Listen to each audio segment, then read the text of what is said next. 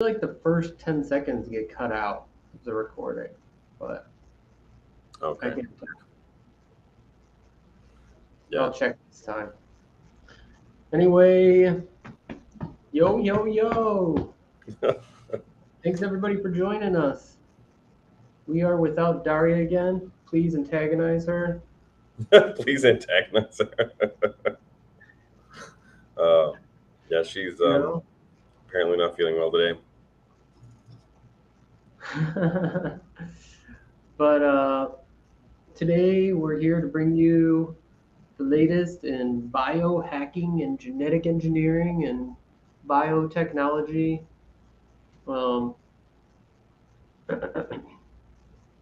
you're welcome, Eli. We planned it just for you, actually. Yeah.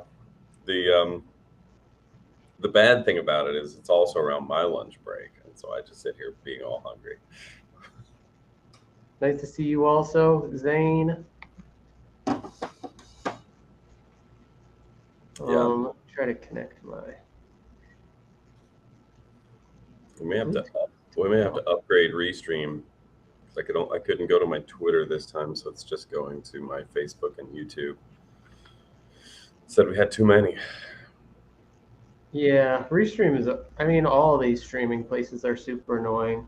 So, like, what are you gonna do? Anyway, stuff today. I think the first thing we were going to talk about was Biohack the Planet, Yeah. which is our annual biohacking conference, genetic biohacking, Yeah. which has been canceled for the past 2 years. Yeah. Because of the pandemic, obviously.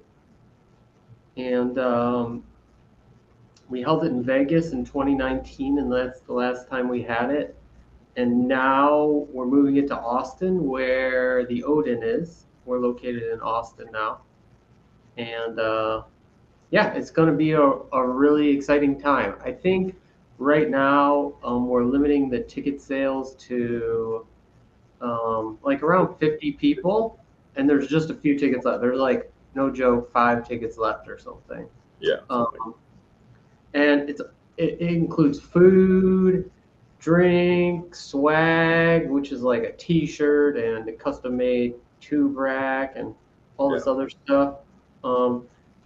It's going to be mostly workshops, and it's going to be a really good time. It's going to be a lot of fun. I'm particularly excited about the workshop format. Like when we've done it in the past, it's been more like a traditional conference with like panels and speeches, which I have always really liked, obviously. But I've never missed a Biohack Planet. But I like the idea of being able to like have like a crowd of people and be like, okay, let's go in the cell room and do some micro injection or something. It's going to be a lot of fun. Yeah, I just like the idea of hanging out, right? Because I mean, like that's what everybody wants. Like, who doesn't want to hang out with a bunch of other biohackers and just talk shit? Yeah, and learn stuff. Yeah. It's going to be nice because like I tend not to go to talks when like maybe if I go to a conference, I might go to one talk or something, or if it's like a particular friend of mine, I'll go see their talk. But like, for the most part, you spend most conferences just talking to people who are there outside the talks, and that's really the good part of it. So this way, you kind of maximize the good part, plus you get to learn stuff for people who want to learn stuff. Yeah, because like in workshops, like everybody probably won't be doing something at once. And so you have a lot of time just standing around, watching, learning, hanging out, talking to other people. And I think that's what's so great about the workshop. Some workshops might be like everybody hands on at once, but I think most of them will be like, small groups doing something. When they're done, the next group comes in and does something. And so like most of the time you're just hanging out. Yeah. And that's really great. Yeah, I know. Age reversal. I know age reversal. No, we're not working on age reversal. There's no such thing as age reversal. It's bullshit. If anybody tells you there's such thing as age reversal, they're full of shit. Doesn't matter if they're a Harvard professor or not. Age reversal has never been shown in humans besides, you know, maybe a restricted calorie diet and decreasing inflammation, exercise, don't do don't use alcohol or nicotine or drugs, right? It's like go for it. So basically eat spinach and bone broth every day. Don't consume any like dairy products or anything with fat or anything like that. You know, don't consume any drugs or alcohol. Make sure you take like an aspirin a day. Um, it's like it sounds like a terrible life, but this is how you live longer. But nobody's willing to do it. And Everybody wants a magic cure. that's not even age reversal. That's just like age slowing. Yeah, You it's just know? like living longer. Yeah. Age reversal is just like how would you? Yeah. I mean, yeah, Yeah. And also, like, people can't even agree on what the heck aging is. So they're like, oh, we've decided this biomarker means you're older. So we I know. fill in that Get your biomarker. like age test. Yeah. Yeah. It's like, so we designed an age test, and it turns out our, our treatment reverses aging. We proved it with our age test we created. Yeah, all the age tests are so flawed, and it's just actually somebody from Bloomberg contacted me this morning and was like, "We want to do a documentary, and we're going to include like longevity in it, and we want to this." It's all like most of the documentary requests I get nowadays um, are about longevity and aging, and it's just like really like come on. Probably just because Um, there's so much money behind it. Zane, I don't know what DHT means. Do you mean dihydroxytestosterone or whatever? What's DHT are you referring to? But I mean, it's that might just like I don't like. Do you not work? Like what is this? Why does everybody want to live forever? Like I mean, there's definitely I can definitely see some upsides to not getting old and wrinkly and decrepit and dying a bad death at the end. But you know, yeah, I think the biggest thing is just people can't even agree on what aging it means when they say it. So you got like all these longevity people talking about different stuff. You know, yeah, yeah, age reversal. Yeah, what does age reversal mean specifically? To like, I think most people think it means like look and feel young. yeah. Which I mean, if that's what you want, you can just like exercise and get Yeah, fit like again. carry You'll yourself. feel way better. Yeah. If you just like start working out like you did in your 20s, but just be careful not to injure yourself, your 40s will feel a lot better than they would if you didn't. Yeah. But people don't want. They want the gene therapy. Yeah. It's just Magic pill. like I don't. I mean, does immortality sound cool though? I Yeah. I mean, mean, if only you have it. Here's the thing: is that everybody always says it, but it's only you have immortality. Then it's cool. But if yeah. everybody has immortality, but you have to understand, like everybody who's watching this stream, I imagine there's zero to like none billionaires, people with power watching this stream, and they're the Right. people who are going to get immortality first, not you. Yeah. You're going to be one of the last people to get immortality, Yeah. Your right? boss will live forever. You on his private Yeah. island. You won't. So it's like you're going to have to keep working your job or Yeah. something. You have to keep working your job to support the CEO on his private island, which he lives on for forever. You know. Yeah. But I mean, the idea of having immortality just for you does seem kind of cool. Yeah. Only so you could see the end of the universe. I think that would be pretty cool. Or Yeah. like the end of the earth, like watch it explode or something. That'd be pretty cool. Hey, if you never know, everybody watching this stream might live long enough to see the end of the But earth. like, what do you Keep want to going. do? It's like you always wanted to travel to a country, Like, why not just go travel there now? Well, I mean, right now. I don't know. Save up money, whatever. Yeah, the biggest thing is just like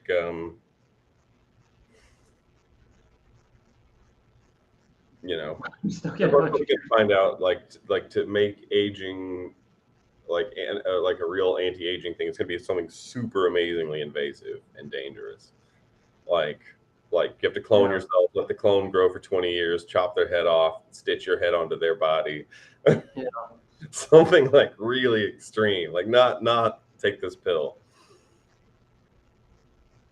Yeah. Yeah. I mean, it's just like the thing is like we're talking about. There's so many things that go with aging, and we always get this question every single live stream. Do you guys work on age reversal? Do you guys work on aging, longevity, all this stuff? No, we're not really into transhumanism. We're not really into longevity or anything. Yeah. Um, The biggest thing but is like how can you save up for retirement if you're planning to retire for eternity? but what we're trying to do is do genetic biohacking, make you know genetics, genetic engineering, you know, and biomedical experimentation very accessible. Yeah. Um,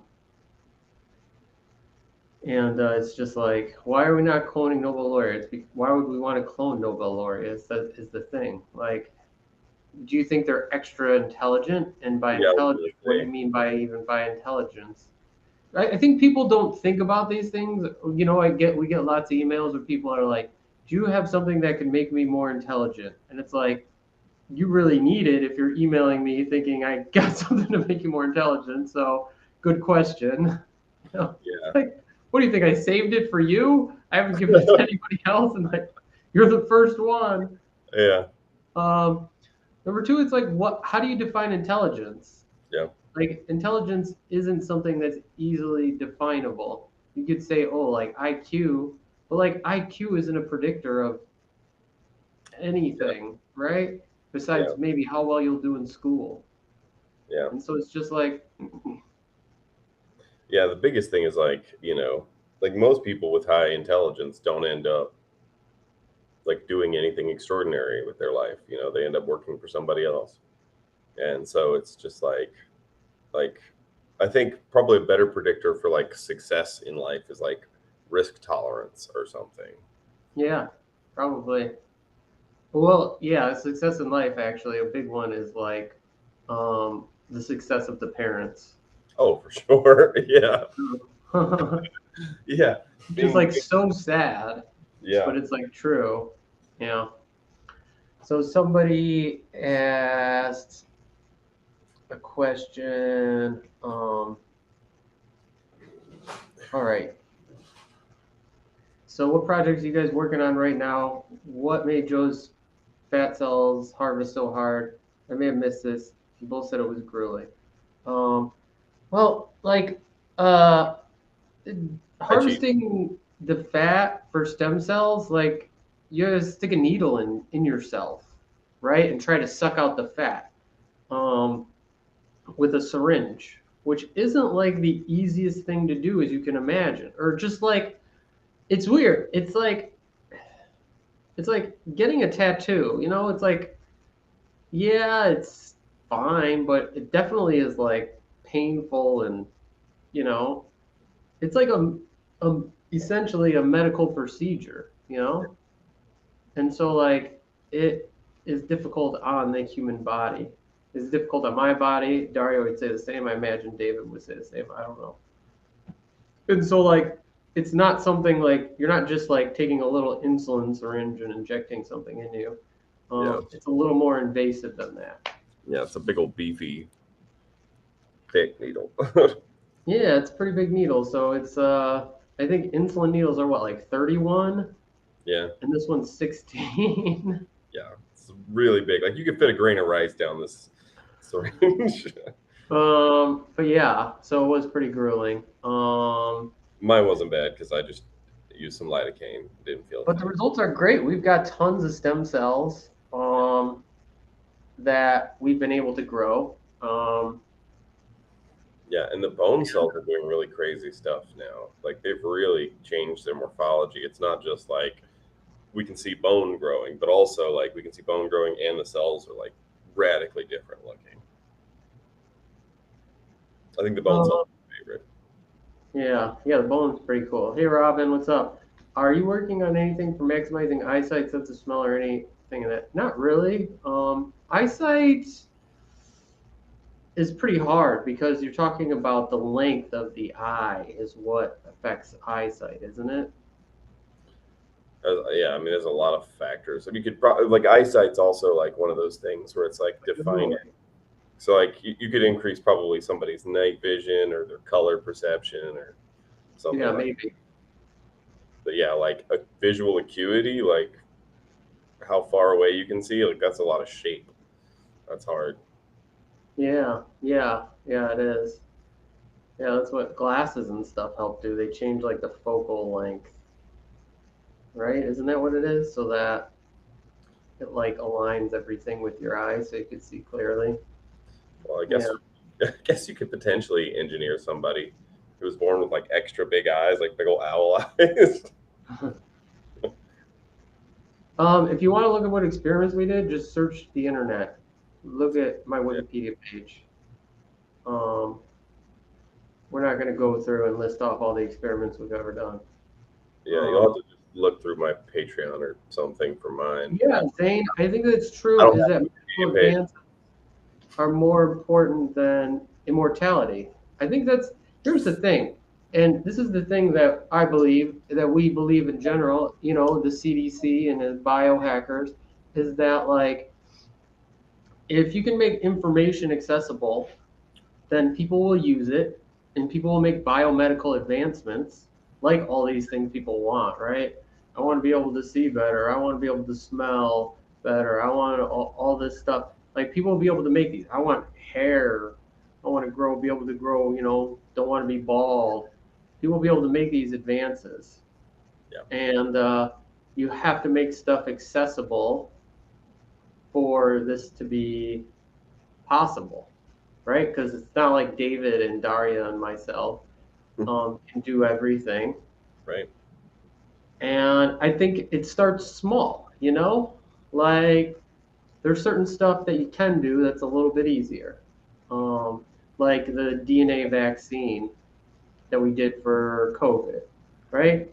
That stuff that was a little bit more easier. And now, if you want to do something that's a little bit more complex, you also have to talk about, better access to insulin. Sure, that is a good one, but it's also a really hard one because insulin itself is, you can kill yourself with insulin, right? So it's not like you can just purify some insulin and inject it in yourself. If you don't know the activity of the insulin you're using, like there's a lot of risk that goes in there. Um, and so, as much as that's like something that would be very useful and helpful, and having a protocol to let people know how to do it in case the apocalypse happens would be great. But also, like, you don't want people really injecting homemade insulin because they could literally kill themselves. Yeah, That's one of the very few like metabolic regulators where it's just like a single protein, or actually it's like a single protein that breaks into two and then rebinds. So it's technically two proteins, maybe. yeah. Is it two or three? I can't remember. But you can like kill yourself with insulin. And that's kind of scary. So it's like we try to find other stuff first Yeah. that would be a little less hazardous to somebody's health if they injected it. I don't know. And the technology is advancing really, really fast. So like a lot of that stuff may become more doable in time. Like maybe our ability to evaluate these sorts of things will Yeah, get much better in the next decade or so. Um, but yeah, it's also like it's really hard when you're first starting out with this stuff to kind of have a sense of what's realistic and what's dangerous and what's and so that stuff just takes time, so everybody gets on projects that maybe don't really make sense. Yeah, Chris, you know, the Odin, our company, the-odin.com, probably offers the best, Yep. cheapest online training in biotechnology. And it's hard to get lower than that, the prices we offer. Um, like, you will never be able to find prices lower than that. And unless there's some sort of like hyperdeflation or Yep. something of the currency. Um, Which I doubt will not go away. like we try to make things as inexpensive as possible to give you the resources and all the things you need to do stuff in this space. But like, because it's a physical space, I think people have gotten so used to like digital spaces and realities where like you have access to stuff that's so inexpensive like immediately. Yeah. um, and you want to work with your computer, you can program something, or something like that, which costs you nothing if you have the computer. But the initial investment of the computer is huge, but people forget about that. Or smartphone, people forget about the initial $1,000 investment that the smartphone costs. But like, you have to think about biohacking and biotechnology like it's a device. It's like it's a guitar, a piano, a computer. Like, in order to do these things in this physical reality, you need physical objects. And so they're expensive. Or they're not expensive, but they cost money. And so it's just like, Yeah. Yeah. And it's just, yeah, it's kind of an unavoidable thing of biology over like, computer programming or something. Just that it's physical, it's real. So there's always going to be like, that's also the coolest part, don't you think? oh, 100%, 100%. Like you make a cool computer program, it lives in the virtual space, and it's cool, but you make a cool like living organism, that's like a million times cooler because like it You know, it lives in the world with you. Yeah. yeah, it is really cool. And that's what I think people have to realize is that, um, like, this is in the real world. You can literally reshape the world around you with genetic engineering and all this stuff. And it's like I try to get people more hyped about this, um, but I it's think hard. I think it's just hard to translate because like if you're not in Yeah, the middle of it, it's really difficult to understand just how big it really is.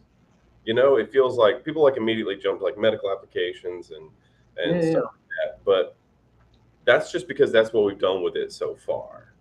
yeah, What we do next is a much much bigger thing, and that's what people can't see well unless you're like really deep into it. So that's the thing that's difficult to communicate, and the most exciting part. um, it's really really interesting, like just the idea of like programmable reality is what you're really talking about. yeah, Yeah. And it's just it's going to fundamentally change the way we interact with like matter. So yeah. But yeah, David and I met. He tried to buy something, Tinder.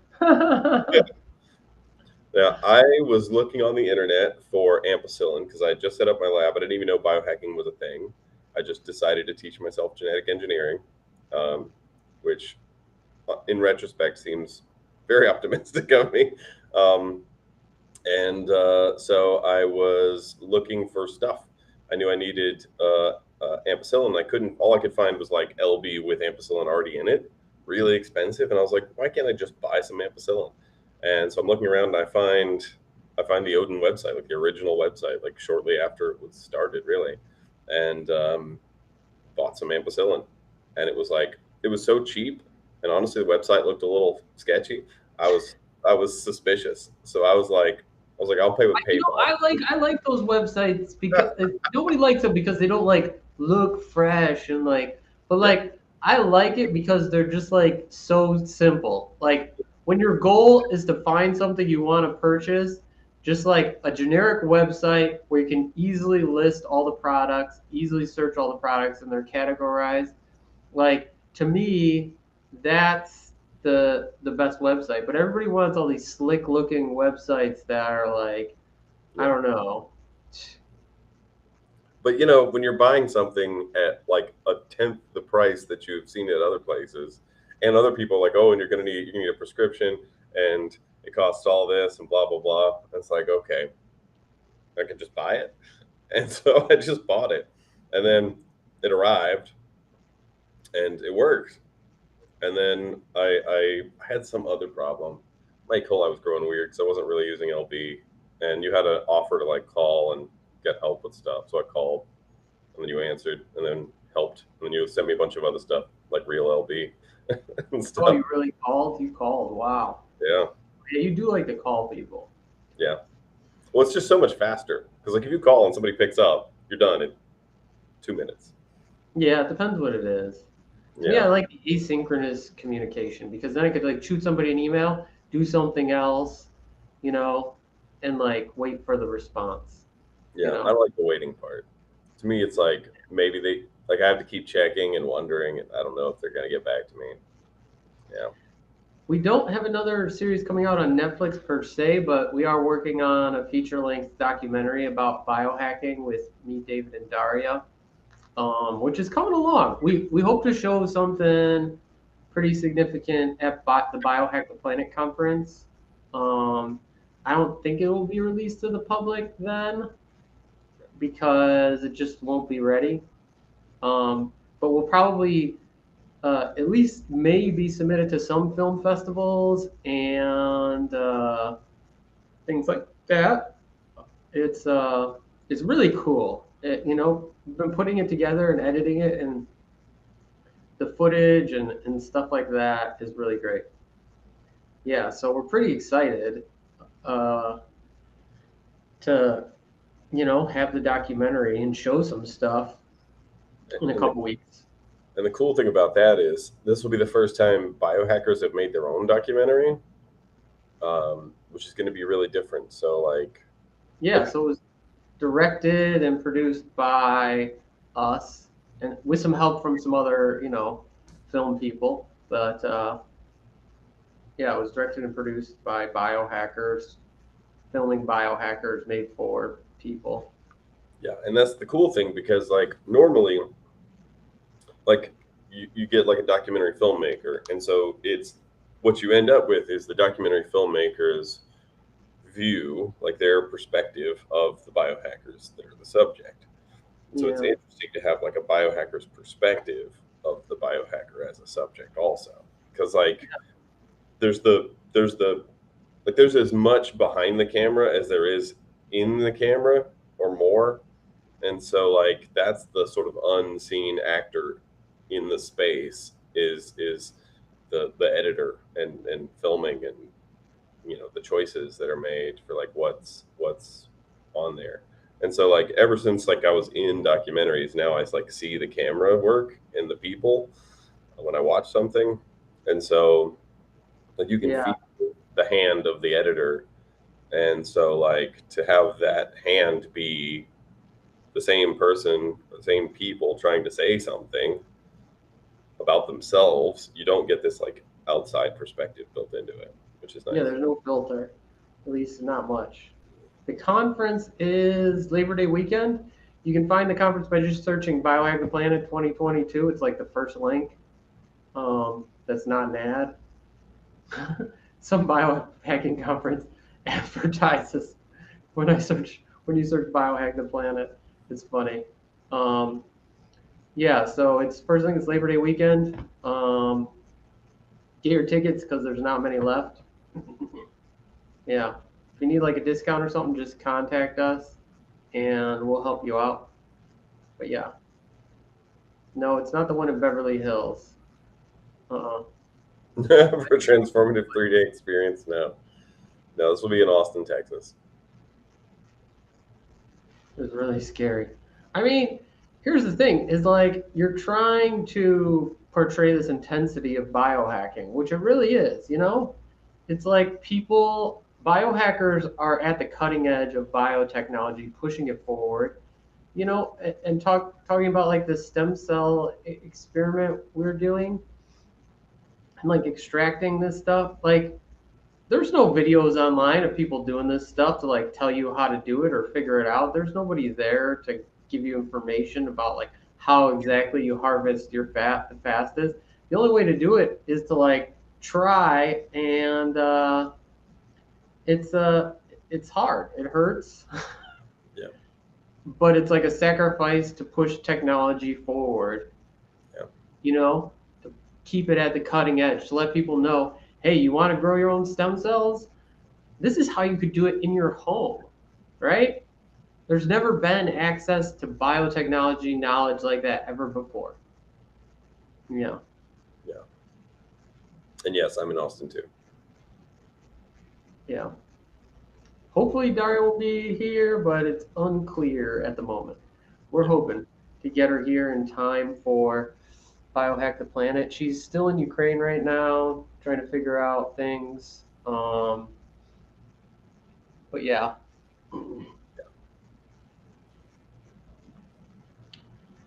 But yeah, so it's yeah. I mean, that intensity just has to be portrayed, but like, because what it actually feels like to be there and experience these things is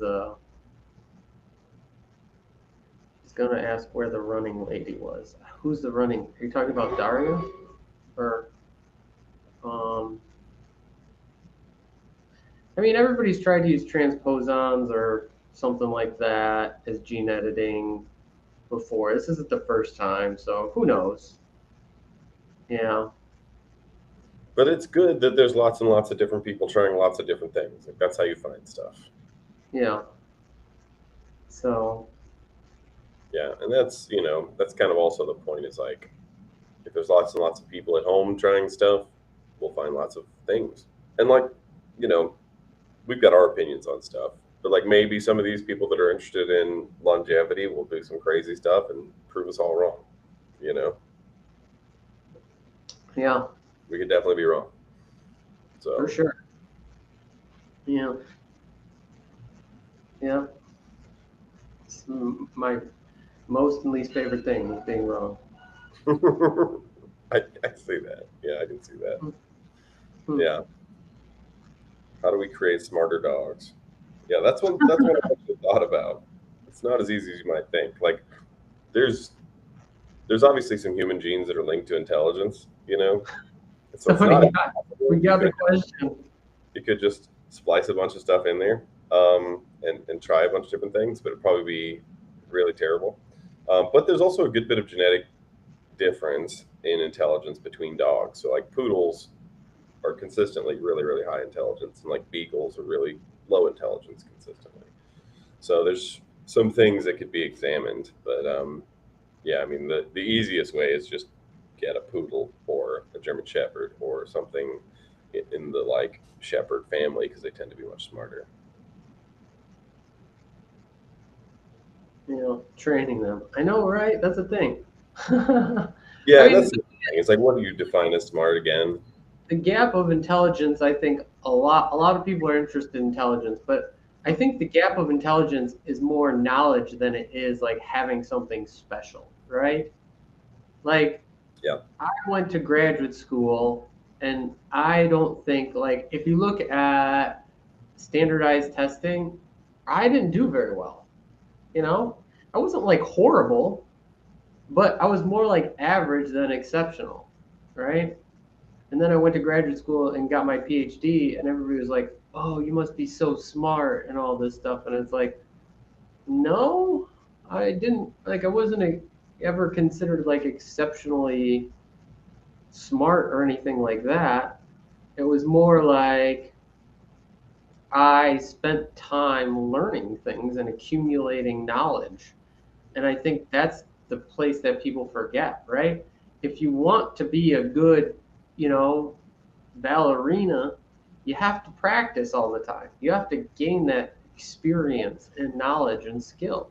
And it's the same thing with anything. It's the same thing with science, with biohacking. Um, you're not going to be great unless you spend that time and gain that knowledge. It's just the way it is, right?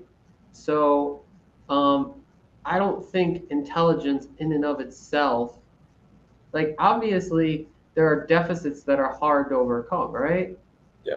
You know, but it's like the majority of people, you can do this, and that's the whole point. Is that like it is just knowledge, and so Oh it's yeah. just spending time doing it. You know, it's like learn to play piano in 30 days. It's like the same thing. Yeah. You just have to spend those 30 days or whatever amount of time doing this stuff. Yeah, and I definitely think hard work, and like getting the mileage is often underestimated. Um, Yeah. there's a quote, I don't remember who it's from, but it was like people tend to underestimate what they can do in a or overestimate what they can do in a day and underestimate what they can do in a year. And I think that's really true. Like, consistent effort over time makes a huge difference. But like, you know, but like with animals, it has a even more complicated layer for like what intelligence means. Because like we tend to think intelligent animals are the ones that do what we say, but like is bidability the same as intelligence? Like actions, right? Yeah, Yeah, there's definitely filter of I was just laughing at this. There's yeah, definitely just this filter of like like human beings on animals, right? Uh, like we view animal intelligence through the eyes of human intelligence and yeah, not through animals. Whereas like the most intelligent animal might be the one who can, is clever enough to capture a rabbit, right. not the one who can detect drugs. Yeah, yeah, totally. And like, there's like clearly humans are more intelligent than you know German shepherds, right? But I can have a German shepherd and be like, sit, and he'll sit. If I walk up to a random human and go sit, and they don't sit, that doesn't make them dumber. It just means they're not interested in doing what I tell them. But, you know, yeah. So it's really weird. It's really weird. Like animal intelligence tests tend to test more for bidability than intelligence. I'd like to see more in like learning and problem solving, Yeah. but that's usually not what people are interested in when they're interested in intelligence. They're more like how well does a dog communicate with me and listen.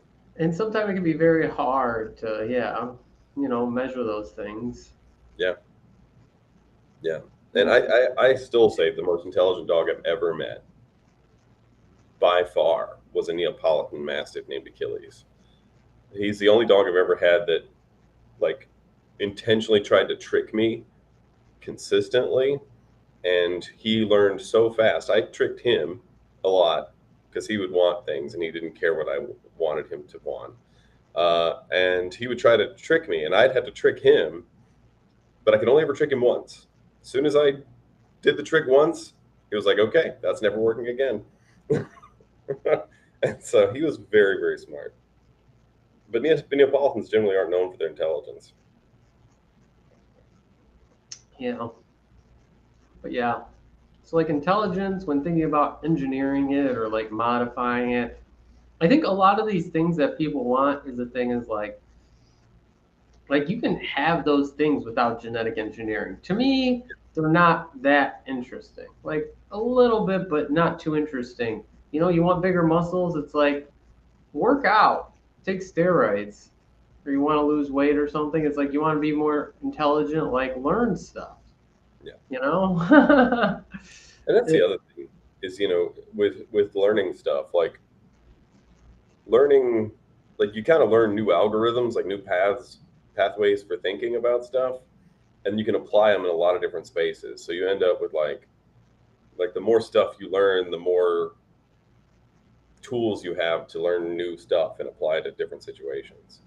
yeah, and I always found for myself, like I have the most creative ideas when I've been exposed to new information, new knowledge, and I can apply it. I apply it in a different way. Um, So it's Yeah. just like adding something to my repertoire, you know?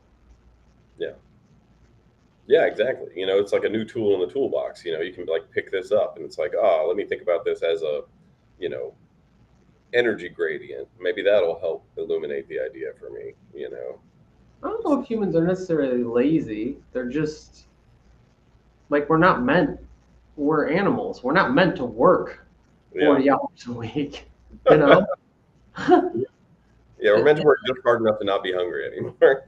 I imagine before people started, yeah, exactly. I imagine before people started working, they just hung out all day or like most of the day. Yeah. They just hung out and like talked and like played games and told stories and cooked. Like, and we Yeah. work. Go hunting together. Yeah. It's like, gosh, no wonder. It's like our society went from extremely like social activity based to now it's like extremely not social activity based. It's like work based, which is just like dumb. Yeah, I don't want to especially if it's like work. boring and repetitive tasks like filling out Excel spreadsheets for a living. Like Yeah, soul crushing. yeah, capitalism. But it's kind of impressive that people can force themselves to do that shit for decades. Oh yeah, It's like it really does tell you something about the extraordinary flexibility humans have. yeah. I'm impressed. I'm impressed. I know. Because I feel like every other species would be like, no, fuck this.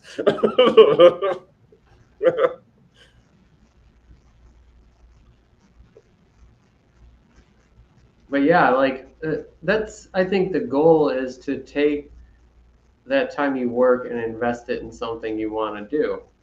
That's what like biohacking is, and you know that's what people I know, David, Daria, myself, um, have done and are trying to help more people do because you learn a skill that has value, right? And this valuable skill you can then apply in some way, usually to make money. People have gotten jobs also by taking classes at the Odin, you know. It's really cool. So it's like um, it's biohacking has so many advantages and cool and positive things. It's just like you know, There are some people doing biohacking in Europe, but the laws are a lot stricter in some parts. But I mean, like obviously Daria is in Europe, yeah, but it depends on where you are. Like it's a lot stricter in some parts, like Germany, it's a lot stricter, but some places nobody seems to care. yeah. But yeah, you know, I think being able to like decentralize the modes of knowledge and power in biotechnology is useful for everybody. Um, yeah, Yeah, yeah, and I'm excited to see. I do wish I had like a magic mirror where I could just like glimpse the future. I would love to see like what comes after because you know it's exciting to be at the beginning of biohacking you know but it's the early days. All the really cool stuff is yet to happen, so there's going to be a lot of people that do really amazing stuff in the future, and I look forward to seeing it. But I kind of like wish I could just jump to the end and just like flip to the last page and read it. yeah. I think all the advancements though tend to be really small and Mhm. accumulate over time, and so that when you actually get to those, It people doesn't aren't feel like as impressed. Yeah. I know that's what's bothering me. He'll be like, yeah, okay, you made a dragon, who cares? Of course you did. They've been making other stuff. Dogs on biohacking with surgical implants, generally referred to as grinding. I Yeah. don't know. I'm not against it. It definitely has its place. It's just not for people who have weak stomachs. Um, That's true. I've seen a couple of them. Holy cow. Yeah. like the people who used to do them, it's not as popular anymore. But the people who used to do them, Oh, we got your second, David. We got your 2 questions that you Yeah. always get. You got it. We need We to have got like a buzzer or something that we ring every time you get those 2 questions during a live stream. if you want questions on my stuff, either hit me up on my channel when it's not a CDC thing or my Patreon. But yeah, Go if you want to talk to David, go to his Patreon, patreon.com/David Ishee, and give him some money, throw him something, for what he's contributing to society. And I'm sure he'd be happy to answer your questions. yeah. Um, Biggest thing is I just don't want to derail this just to talk about my projects. yeah. But yeah, all the information is there on his Patreon, so go there. Wi-Fi hotspot does not need to be embedded. Yeah. I agree. I think that stuff is kind of silly. Um, I think there. Here's the thing: is that like surgery and surgery stuff moves really slow because you generally need a lot of evidence and things to back it up, test in animals before it's tried in humans. But people like grinders have really pushed a lot of this surgical, DIY surgery forward because you look at like people doing sometimes pretty serious surgical procedures in a very non-surgical environment and implanting objects that normally aren't great to implant, and just seeing the results, seeing how the body heals, seeing how, um, yeah, it's really, I think they contribute Yep. something to biohacking and science. It's just like a really, it's tough. It's a little gruesome. Like you have to subject your body to some shit. And like a lot of times it's boring shit, like putting a magnet in your fucking body, which isn't like the pinnacle of human advancement. Yeah. That's probably the only one that I would go for. Like, I don't have any implants, but I also don't have any piercings for the same reason, right? Like, I just don't like the Yeah. idea of stuff in me. Um, even though I've obviously done a lot of injections and blood draws and things like that, I still don't like it.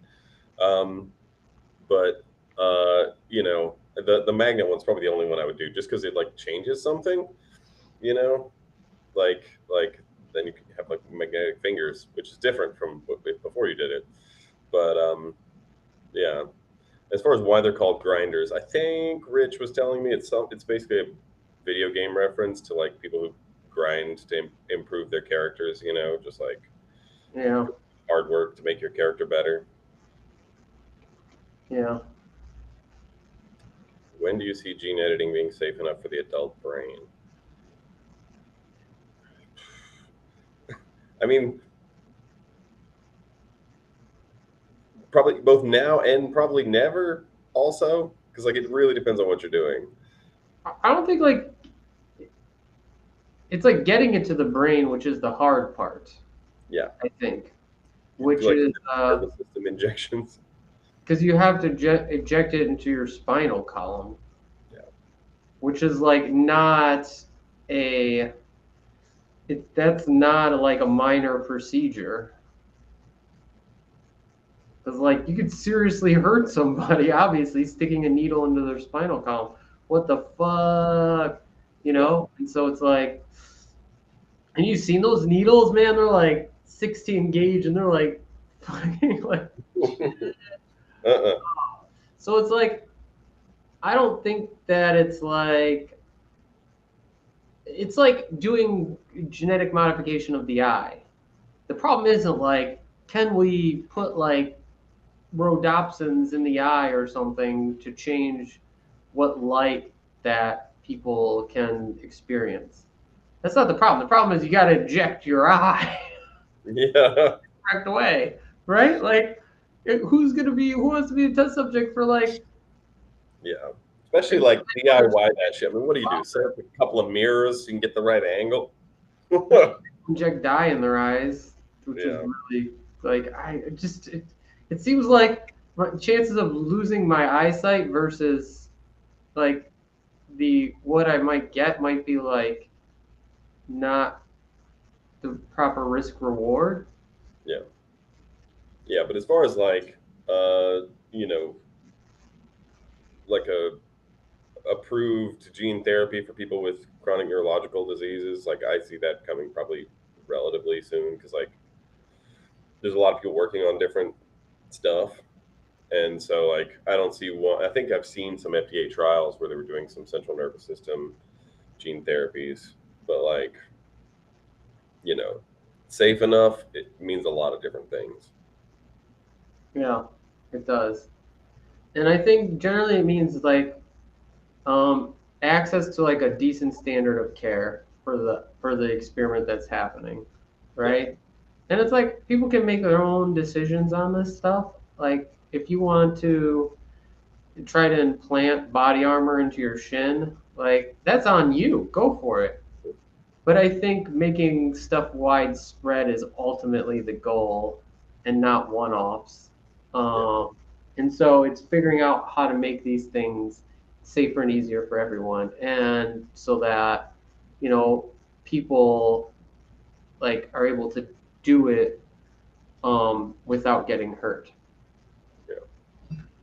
And for the off-target mutations thing, you know, that's overblown for the most part, but it's like it's no different in your brain or the rest of your body. And Like the that's in risk, relation to CRISPR. Not all genetic engineering is CRISPR. So, yeah. In fact, most of it isn't, right? yeah, So CRISPR isn't generally, it wouldn't be used for genetic engineering like us. yeah, yeah, it'd be super inefficient. If you're just doing like gene replacement, like you have some genetic disease and you're lacking some necessary enzyme or something, you would just be replacing it. You just use a virus or something to stab it in there. But like, yeah, you don't have to worry about off targets. And even then, off targets for the most part aren't particularly meaningful. Like most of, like you get random mutations all the time. Like walk outside in the sun, especially here in Texas, you'll get random mutations. I wish Shin Armor was a King of the Hill reference. No, there's actually a person, Rich Lee, Yeah, he did it. a famous grinder, Yeah, um, who actually tried to implant like some body armor into his shin. yeah, like non-Newtonian foam. Yeah, like a nice strip of, you know, Yeah, and didn't take. yeah, oh yeah, yeah. There was a some kind of reaction to it. Yeah, But I mean, I can imagine that's just like, oh, like so hard to do properly. But I and I mean, they tried, and it's interesting, and you know, it's just like, wow, that people are trying that shit. But very cyberpunk. It's very cyberpunk. yeah, wasn't it? I wish it was a King in the Hill reference. I wish I was that cool. You know,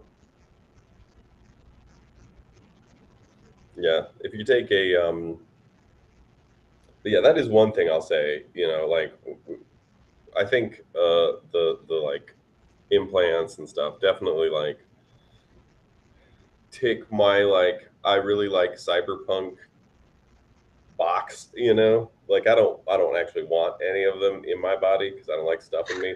But like, oh, totally, like a robotic arm or something. Like I don't want yeah, to have to chop off my arm. right. Like I'll take an exoskeleton or something. That would be cool. But But like, like I want to see a robotic arm. I know, right? Like an You know, android arm. Not, you know, I know some people who have lost limbs and they have these like robotic arms that are like, zzz. No, I mean like a real one that acts just like a human arm, except it can like crush, rocks and like, stuff. yeah, Yeah, you 100. know, You know, like there's like my like cyberpunk dreams in there. You know that want to come true. yeah, maybe a finger, maybe an eyeball. I don't know. Mm-mm. Not No, unless I'm like if I lose something, I wouldn't be against getting it replaced with something. But if I still got it, I'm not gonna chop it off. Like it's gonna be really, really good for me to be like, yep, lop that off. We're gonna replace it with a robot part. USB hot USB plugs in your thigh. I mean, you could just like tape a battery to your leg. Yeah, It's and then you can funny. untake it later if you don't like it. Yeah. Yeah, and that's the thing. Like, like also like batteries and stuff are really not great to have in your body. You They know, heat up, they can catch on fire, they can explode. Anything that can explode, I think, generally you don't want in your body. yeah. And even if they just like leak, they leak really toxic shit. Yeah. So and they're careful. Like the guys that are doing this stuff, they're smart about it. Most of them that I've seen, they Pretty like good. coat this stuff and stuff. But yeah, if you take like now, there's some interesting things also that some of these guys are working on with like implant security, which is interesting because like apparently you don't even have like access to a lot of your implants. Like if you get like a medical implant, like a pacemaker or something, like the security's garbage on them. They're totally hackable, and like you don't even have the rights to change the settings on these things because they're not considered yours. You have like a end user license agreement with a lot of this shit. It's weird. So there's a lot of other stuff that goes on in sort of the grinder community as well. I don't think xenotransplantation is something that the Odin is into as much as allotransplantation, Yeah, from self to self. I think that's a lot more interesting, and it generally falls outside FDA regulation because it's like you can take blood from your body and transfuse it back in yourself without needing any sort of FDA approval or any sort of you know, it's totally fine. And you could take stem cells from your body and put them back in, and it's not regulated because it's a transplantation from yourself to yourself, yeah, right? yeah. I think the only place where they get onto you for like putting your own blood back in yourself is sports because it's blood Yeah, doping. doping.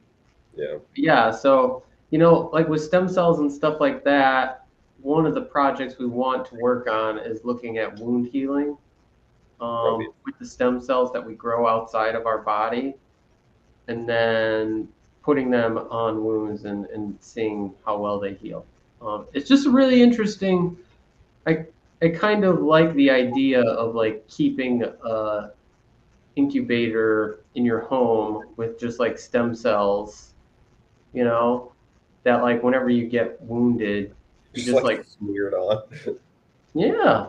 Yeah, It just seems like I it's don't super know, cyberpunk right, future. right. It's more biopunk, but yeah, you know. Totally, you know what I mean. Oh, I You know, do, I do. I don't really like biopunk and cyber. They're like the same thing to me, Yeah. because like One like has Blade Runner. robots, the Is other it has more tentacles. cyberpunk or is it biopunk, right? I see Yeah, Blade Runner as like cyberpunk, even though it's mostly yeah, bio, yeah, right? Like Blade Runner is all bio. It's like the replicants, all the different genetically modified organisms, eyeballs, all this stuff. Like they're all bio based. So yeah, yeah. But yeah, it's interesting. You know, because you could, and you could even like engineer your own cells, to have them have special features if you wanted to. But that's down the road. That's the next step. Because yeah, like it's weird to me that it's a thing. Like like the bones. It keeps re-hitting me how strange it is that there's a little plastic cup basically in this warm box over here, and there's some of my bones growing in it. It's just wigging me out because it's like, why is that possible? It seems like something that shouldn't happen. Like that shouldn't be a thing that's going on right now. yeah. No, it is. It's pretty crazy, and yeah, that's what sometimes is like really cool. Just like how much we in biohacking are pushing the boundaries of these things, and yeah, it's like I want other people to be involved and see how cool it is, but it doesn't catch on as quickly as you want it to. Yeah. Yeah. But still, sometimes, we'll do things that just seem like, I don't know, way ahead. Like, it's difficult to predict, right? Like, things that seem like they'll be easy turn out to be really hard. And things that seem like they'll be really hard sometimes turn out to be really easy. And it's really difficult to predict without just like getting your hands on it. Yeah, yeah, it's true. Is there a difference in efficiency between CRISPRing your cells you took out and putting them back? And yes. Here's the thing: is like if you take out cells and you CRISPR them, you can select for cells with edits. So Yeah. like you can inject back in only cells that have been modified versus when you try to CRISPR your cells in your own body, like um, you only get one shot, right? And if it doesn't work that well, then it's just like it didn't work that well, and it doesn't generally work that well. Yeah. And also, you can screen for, you know, off-target effects or whatever. You can do like a whole genome sequence on your little culture and just be like, yep, it's exactly what I wanted. There's no other anything. Everything's beautiful and perfect. Exact. And if you don't, you just scrap that one and start again. You know. Yeah. So there are some advantages to doing it outside the body than putting it back.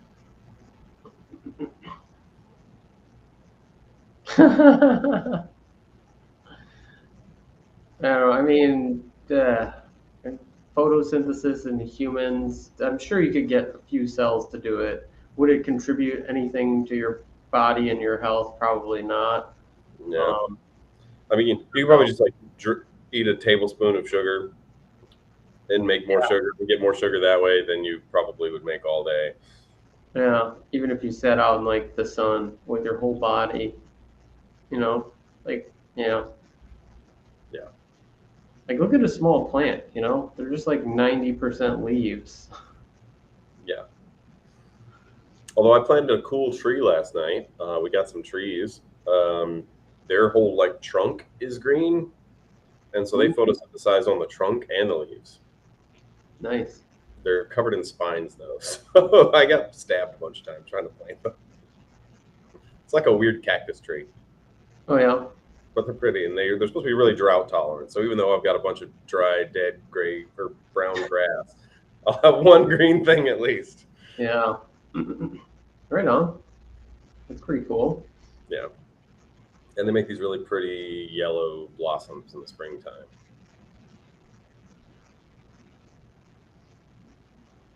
So anything been going on in the biotech world? Oh man, since last week.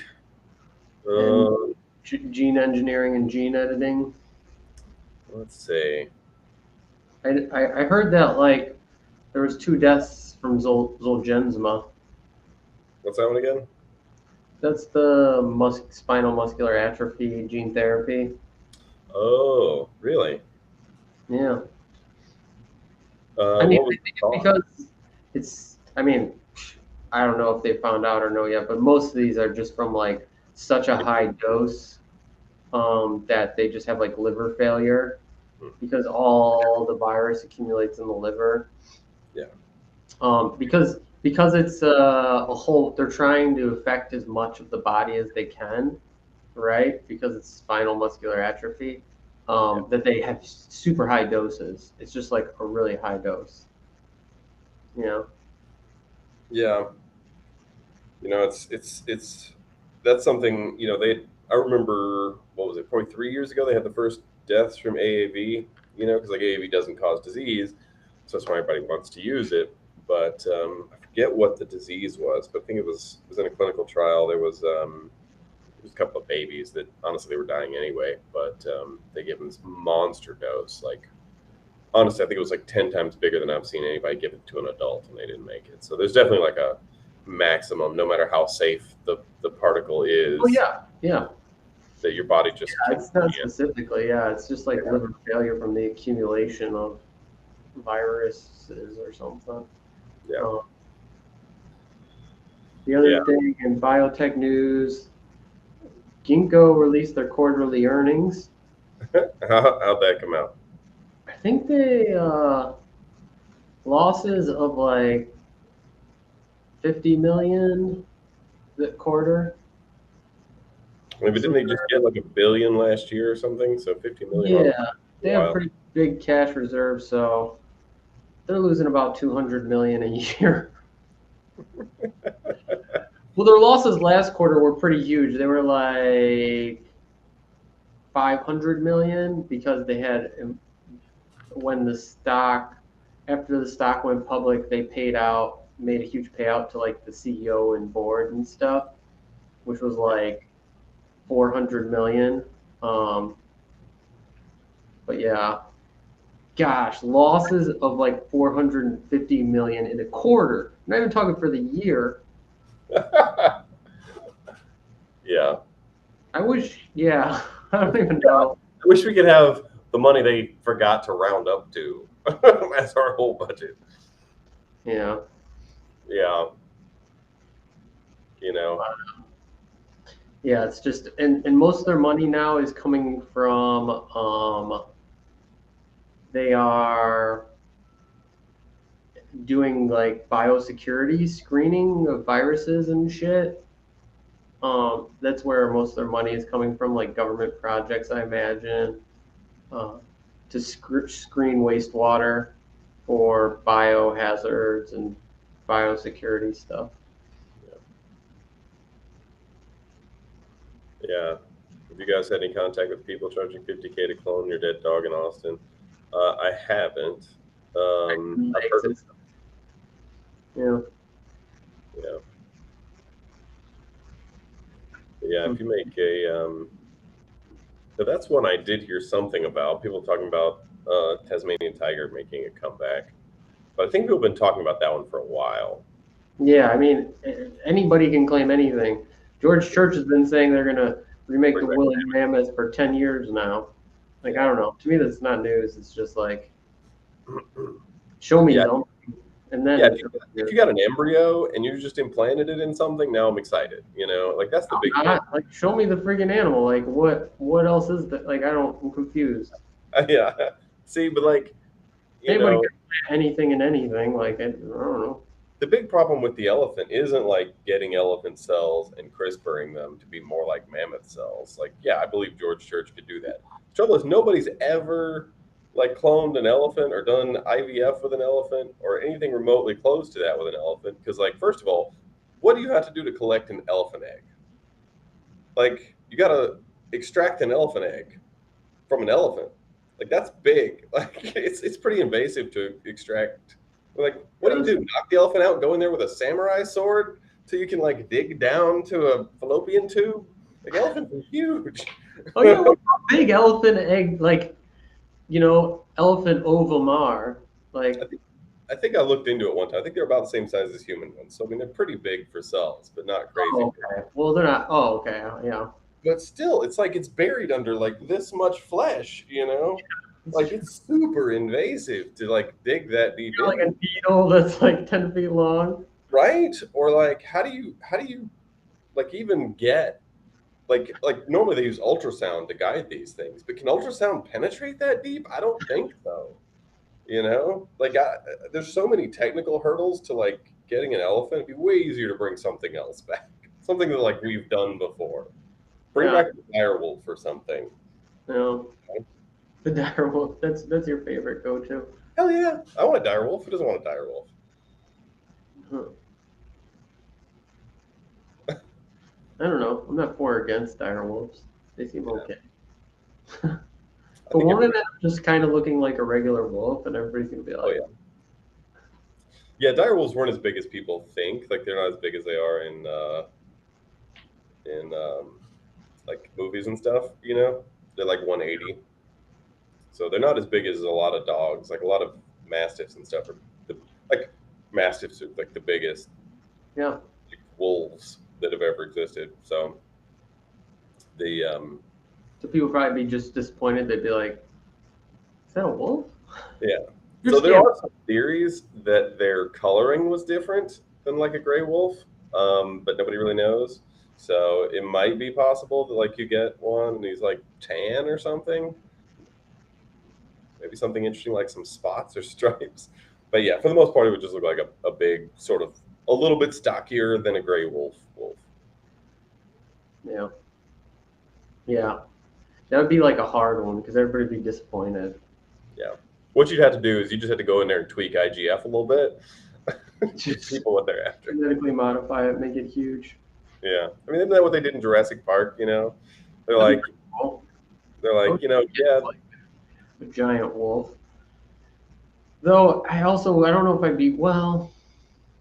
Yeah, it'd just be like one of those things that like if it had a bad day, it could eat you. Like I don't know, 100%. 100%. you know. I But don't like, know. also, you'd be that person who has a dire wolf. So I'm worth okay with just like domesticated house cats. it. Sure. They can't really hurt you, you know. It's just Yeah. like Yeah. I mean, they can claw you up, but you're gonna make it. yeah. They're not gonna, like you're gonna be like, ow. But that's it. Rude. Yeah. Yeah. If you Try to you know, that is the downside. But you know, I don't know. I definitely want to have like a rideable dire wolf one day. Just put a saddle on him, ride him into good call. combat. Everybody needs that once in their life. Yeah, I feel that.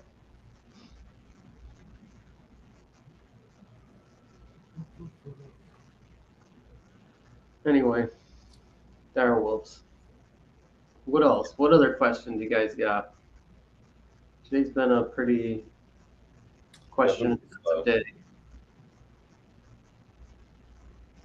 Yeah, Pterodactyl is on Prime. I mean you could just train normal flying birds, but Yeah, I think pterodactyls are probably less efficient than like a regular bird. you might have a lot of trouble with like animal welfare and I don't know. Yeah, you just remove the pterodactyl's brain and replace it with a drone piloting system. Yeah. What would you advise biohackers to be aware of in the Yeah, U.S.? Let me find out what laws might be applicable. Um, Generally, all biohacking is regulated by two main things, and that's like human experimentation and animal experimentation, right? If you're doing experiments on yourself, stuff doesn't really matter because they're not going to get you to press charges against you. right. If you're doing experimentation on other people, don't Yeah, like because there's lots of regulations about that. even if you make them sign some document that says they won't press charges, it doesn't matter because the government decides if Yeah, charges get pressed, not the individual, yeah. right? The government itself can press charges. Yeah, So it's it's not a good idea. And the other thing is the Animal Welfare Act, right? So like if you're experimenting on animals, a lot of times, depending on what animal it is, it falls under the guidelines of the Animal Welfare Act, which means that research experimentation shouldn't be done unless the animal has been bred specifically for research experimentation, number one. And number two, the animal has to receive proper standard of care treatment if you're doing any experiments on it, right? yeah, So use of anesthetic, the proper way to sacrifice the animal, and all the stuff like that. If not, you can go to jail for breaking these regulations. Will you? I mean, if you don't tell anybody anything, it's not like yeah. you can. Um, But so it's also, so it's usually like the FDA and USDA, but also the EPA can get involved if the animals are insects because they consider that an environmental hazard. So, like, if you want to yeah, make modified mosquitoes, they want to talk to you. yeah, but there's certain stuff that falls outside the Animal Welfare Act, amphibians, reptiles, um, Yeah, like things lab like rats. that. But yeah, I mean, there's not much in the U.S., not much in terms of laws that regulate biohacking. doing genetic engineering or anything in a lab outside. You have to understand that most of the regulations are meant for universities and the government, so grant recipients, government grant recipients, and things like that. Um, so it's just like, if you aren't part of an academic institution or a government institution, don't receive government funded grants, most of these regulations and guidelines don't, apply to biohacking, which is great. Uh, but it's Yeah. also just like using your best judgment because, don't be dumb. Don't hurt people. Don't hurt animals. Like, Yeah. Yeah. Generally, if like a reasonable person would feel guilty about it, it's probably illegal. And also all this stuff is Googleable. You can always just Google it and check the laws. yeah. They're not secret. But yeah. And I think for why reptiles, I think it's just because like people don't care as much about reptiles because they're not cuddly and cute. Yeah, amphibians and reptiles. Yeah. It's pretty weird. Yeah, it is. It is Well, weird, I but I think think that's the mostly reason. what it's protecting is like animals that we eat. Hmm. So like birds, livestock, fish, stuff Yeah. like that. Yeah. Plants are usually okay, and recently we found out that agrobacterium um, is now legal to ship across state lines. So Yeah. genetically modifying plants with agrobacterium and sending them to people is totally okay. So plants are fine. I imagine some genetically modified plants, the EPA might have a problem with, or FDA, depending if you plan on selling them or whatever. Yeah. But Yeah. And any of these organizations can also like the other thing to keep in mind is like even if it's like technically following the rules, but it's going to create problems for people, they'll just make up new rules to cover that, right? Like if you come up with something that's like this technically skirts the rules, but it's going to aggravate a bunch of people. Well, obviously they're going to just make new rules to stop you from doing that, and then stop you. So don't aggravate a bunch of people. I think the problem with making melanin producing grass is that the melanin might absorb a lot of the sunlight instead of the photosynthetic complex. Yeah, that's like the opposite of what you want when you're grass. You want to absorb the sunlight. So maybe good idea. Will it work? Questionable. You might be able to put melanin in some flowers, in the petals though, or something. There you go. Really like black roses or something. Something that doesn't do photosynthesis. Yeah. Or even like fruit, like a black orange. That would be Yeah, interesting. there's black. There's like purple, blackish carrots. You Yeah. know. Yeah. Plums are pretty dark, but I think that's sort of really dark purple. Yeah. But yeah.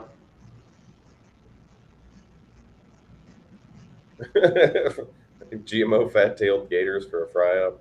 I mean, I don't know. Like, what is it? What is it? What are those? What are those reptiles that have the store fat in their tail? Newts or something? Geckos. Geckos store fat You in their want tail. some roasted newt? Yeah. What if you took like the gecko fat tail genes and you put it in an alligator? I So love roasted newt.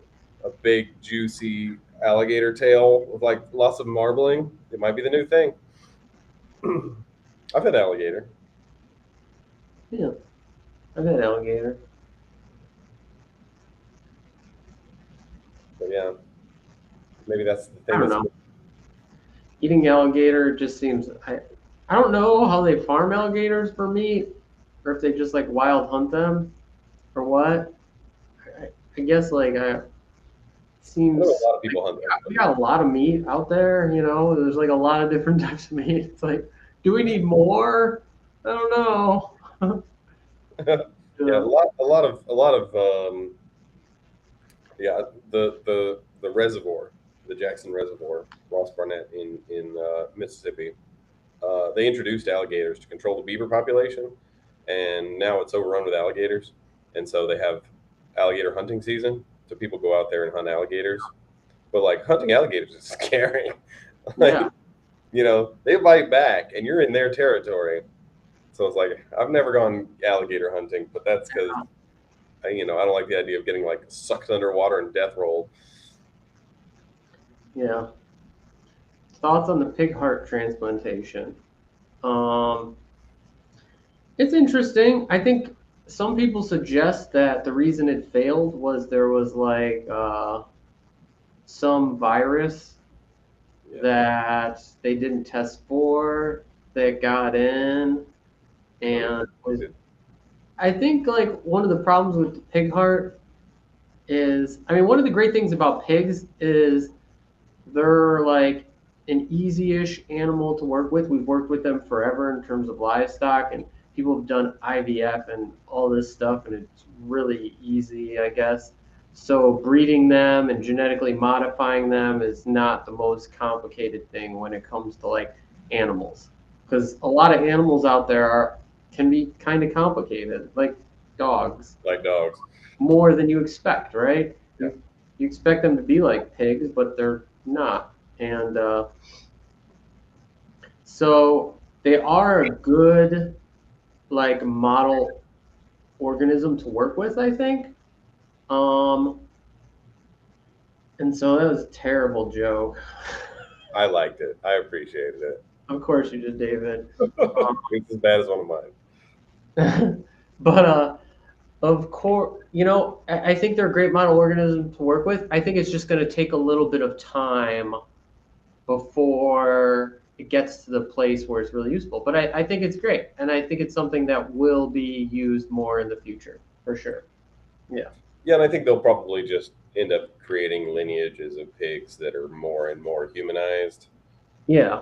So eventually they really just are growing human hearts in pigs, and Yeah. not like, you know, corrected pig hearts or whatever.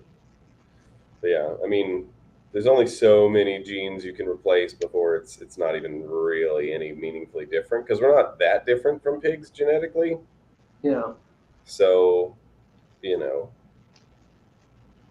I'm sure one day there'll just be like different bloodlines of pigs. It's like this one grows human livers and this one grows human hearts. Although I guess it'd be more efficient to just have a whole human organ system in one pig, but that might Yeah. be pushing it.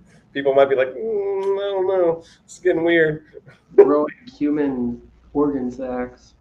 Yeah, I mean, that's eventually what it'll come to. It's just like growing a human organ sac. It's like right now we're just trying to make pigs as acceptably close to humans as possible. But I imagine in the future it'll just be like you're up, growing a human organ sac. yeah, yeah. 3D printing organs is just not gonna work nearly so well as growing them. Like we already know, like organs already know how to grow themselves. So like you've already got that working for you. And like consider there's been zero 3D printed functional organs ever in the history of the planet, but there's been like uncountable trillions of grown ones. So like just on the odds of what's more likely to work, I'll go with the grown organs. But yeah, you just take, you could either start with a human and just transform that into just like a bag of organs, or you could start with an animal and transform that into a bag of human organs over time. Like eventually, if you're just growing for organs, you don't really need much. You don't need a lot of brain or limbs or. The xenotransplantation, I don't think it was a success. The person died. Yeah. So, like, I mean, if you want to call it a success, I think the person at least needs to live. Did it get in the person? Did they reject the organ? Did their body reject the organ? I think it was no. Yeah. So that part maybe could be considered a success, but the actual person who received the xenotransplantation of the pig heart, they died. So Yeah. Yeah. I mean, he lived for like a couple months or something. yeah, So. I look like I'm running flux on My camera. I think it's just the lighting in here is very orange. What's flux? Flux. Is it Flux or Flux? I don't know. I don't know. FL. Oh, I don't know. Anyway, Explain. Explain. yeah, Oh, but yeah, I'm yeah, not. you know, yeah, I think it's like the less sensitive society becomes about human beings, the the closer we'll get to Organ sex. organ sex, which is Yeah, just like an engineered human embryo that doesn't have a brain or head or maybe even central nervous system. yeah, It's just or, like this part of the body. yeah. Just plumbed up to some. Whoa, plumbed up to some.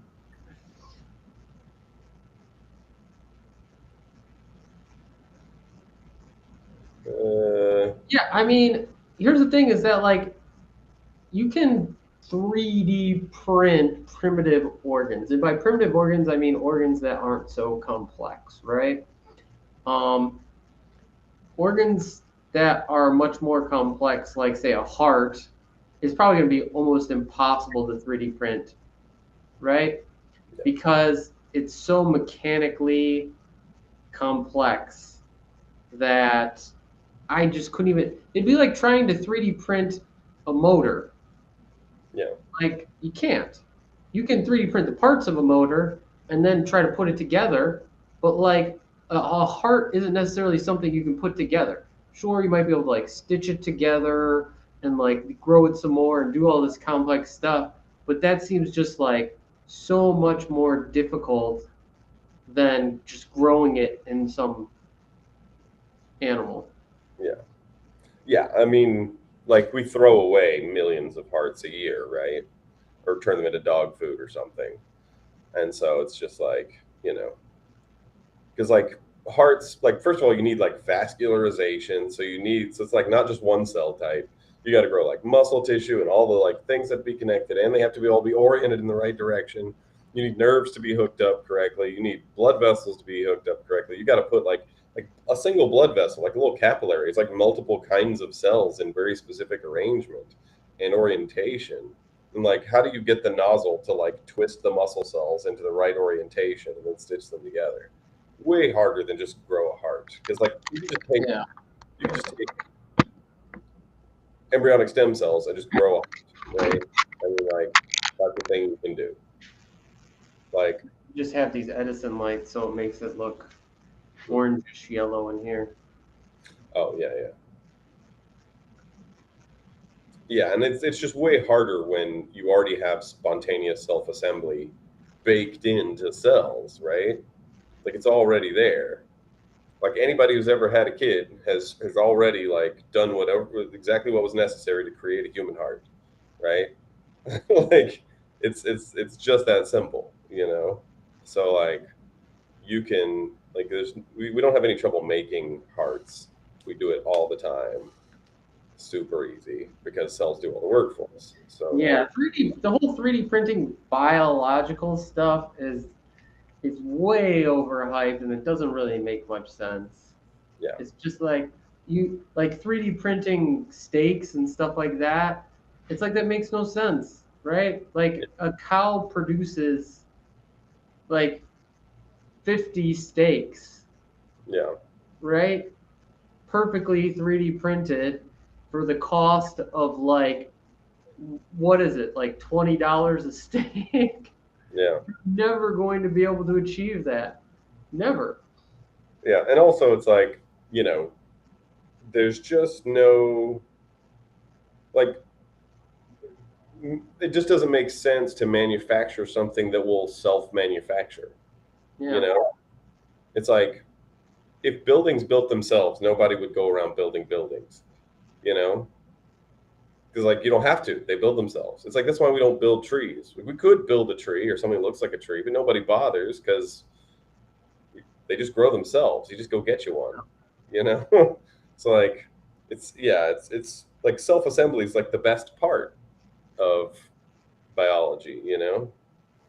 And so it just seems really weird to like take the most powerful portion of biology away from biology and try to do something the hard way for no reason. Yeah. And like you could improve things. You know, you could make a pig with 3 hearts or something, you know? Or like Yeah. a pig with 8 kidneys, you know? Yeah. So you could Yeah. just have like a kidney strain of pigs that, you know, you kill one pig and you get 22 kidneys, a heart, a pair of lungs, and a pair of livers. Yeah. Yeah. Yeah. I And think the whole 3D printing thing is just like funny because it's just like people take whatever fancy word and attach it to this stuff, and then people are like, "Oh yeah, okay, it'll be great," but it's like it doesn't actually like you would never. There's no real reason you'd want to quote unquote 3D print biological thing unless it's just like a mass, a solid structure of something, yeah, you know? yeah, or something that, yeah, that we couldn't make, you know, something you like Or have to grab. grow in Yeah, like a tissue culture or something, right? Like somebody asked about skin. Skin, yeah, skin's really easy, right? Because you can just literally grow skin as like a layer, yeah, right? And so that's something that is growing organ in vitro is really great. It's really easy. But yeah, it's things that aren't so simple like that are much, much, much harder. yeah. And it's also like, you know, you can create like a lot of things that don't exist. Like if your goal is to like make something novel and you're going to use 3D printing to try and make something novel, I mean, like that's the goal of genetic engineering, right? It's like you can change the structure that it grows by changing instructions. It's like think about it like this. This is what I think about is that like biology, a cell is like a computer, right? So it's like your brain compared to a computer processor, right? The computer processor can't do even close to half, a fraction of the things you can do with your brain, and not so easy, right? To get like a computer processor to catch a ball thrown at 90 miles an hour, a robot is like near impossible. But like humans do it all the time, like it's nothing. And it's the same thing. Like a biological cell is programmed to produce a tree. It's like it has this inherent processing case capability, which I like to call like a chaos computer because it takes these extremely complex structures and is able to calculate what is needed to produce these structures. Now think about trying to produce the structures by hand, right? Programming that into a computer. It's extremely difficult. You're going to miss a lot. Could you do it? Probably. I'm not saying it's impossible, but like you're trying to replicate something that is super complex. But there's already a computer that does it, and that's a cell. So why not just use the power of the cell to let it create these things from its own internal algorithms and processing instead of trying to build it yourself? Because building it yourself just seems like it seems crazy, you know? Yeah, it's just yeah, trying to brew up or make anything that's complicated. It's just like I don't. It's hard to say if cruelty-free collagen peptides could be economically produced. I don't know. There's a lot of things that go into it. Is it possible? Sure, but like I wouldn't be able to know unless so you actually test like without actually testing it. Each protein molecule is different in the way it's expressed and purified. So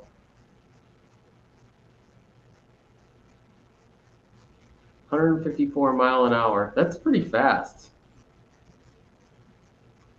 Yeah.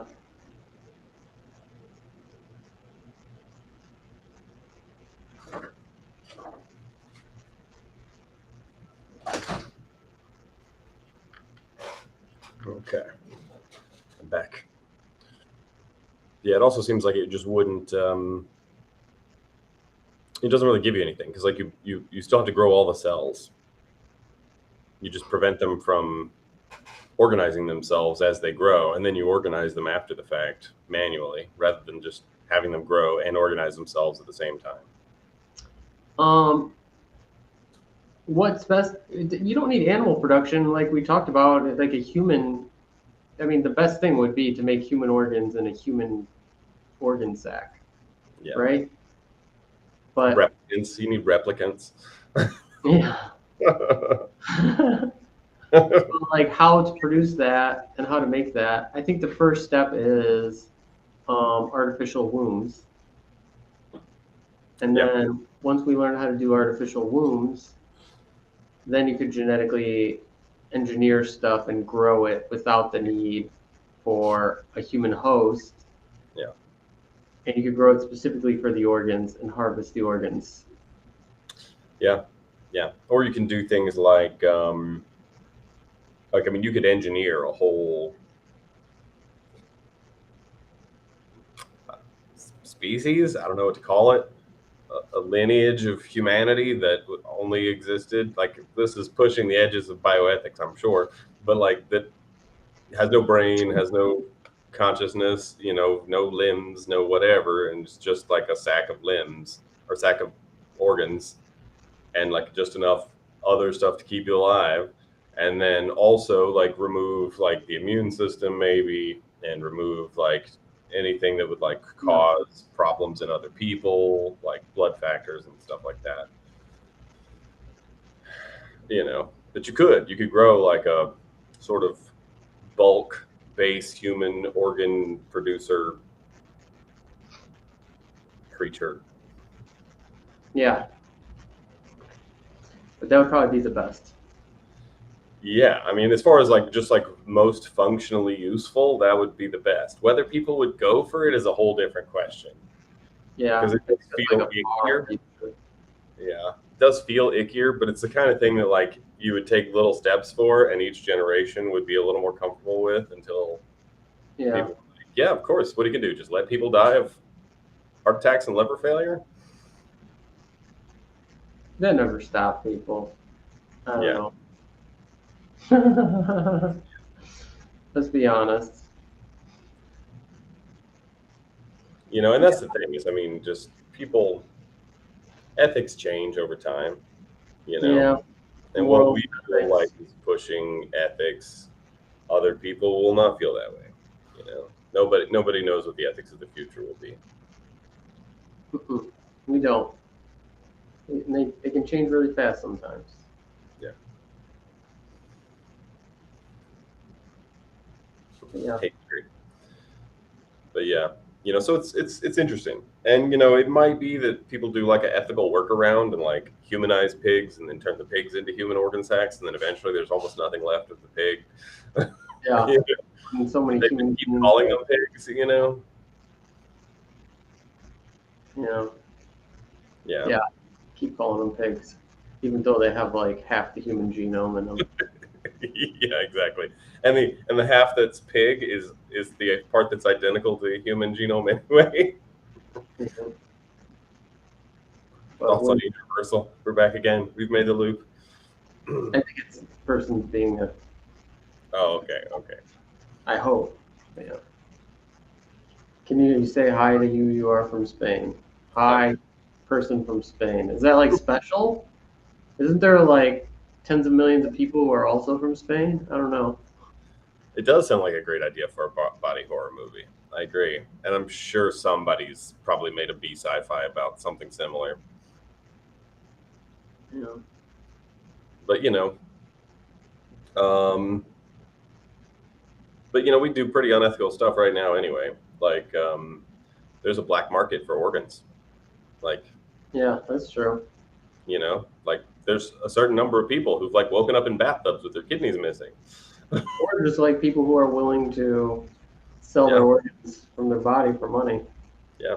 Or just, you know, get knocked over the head and wake up dead with no organs.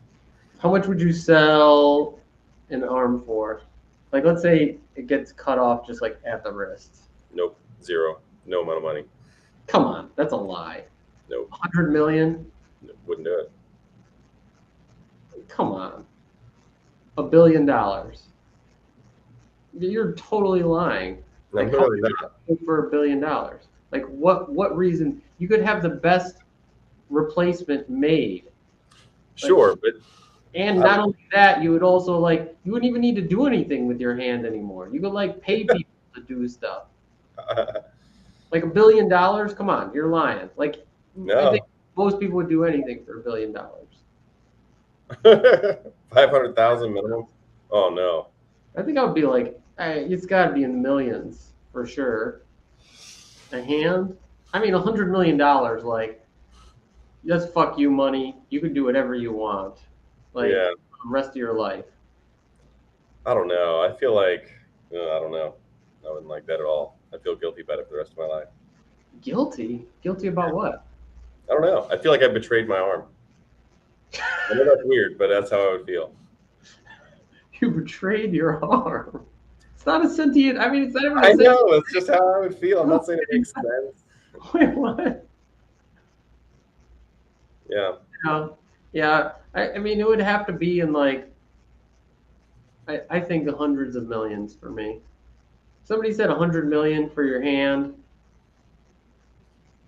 I, I, I'd probably do it. Yeah. Mm-mm. Yeah. I think 100 million is like I'd figure out the rest of my life with only one hand pretty well. I mean, sure. And obviously, people have lost hands for less than that. You know, you're just like working in a dangerous job, factory job or something. Yeah. But I don't know. Stepping up to the plate and being like, all right, no. I mean, like, obviously, it would have to be like Blah, blah, proper blah. medically done in like a nice facility and treatment, and like you wouldn't even feel a thing. Like, and they give you good drugs afterwards, so you wouldn't feel it. Yeah, it would suck to lose a hand, but it'd be really nice. Like, what could you do with $100 million? I don't know. I mean, I don't know. I'm also very easily satisfied. So, like, I don't. What could I do with $100 million? Just sit in the bank. Oh yeah, just sit I'd in go the on more bank. vacations. Oh yeah, sure would just sit in the bank. Come on, I'd go on more vacations. come on, David. I know you better than this. You're just making this stuff up. How much would you sell reproductive components for so other people could make babies using your cell? Oh God. Some people do that super cheap. Yeah. Oh God, my sperm. Oh man. I don't know. That would be a weird one. Yeah. I actually, well, I don't know if I want to talk about that in public, but yeah. Sperm. Oh gosh, it depends. Do I like have to know? Does the person know it's from me? Is it anonymous? I mean, imagine it's not anonymous. Like the person wants sperm from me, and they're going to tell their child that, um, like they're going to tell their child that they're from me. And would I have to interact? I think. Do I have to interact? Is that a thing? Because that changes the amount. Because that's like having another child in my life, which even if it's not mine, I think I would still be attached to it. Yeah. Yeah. You wouldn't be attached to your arm, though. What? Is that a joke? That was a bad joke. What happened to your boob?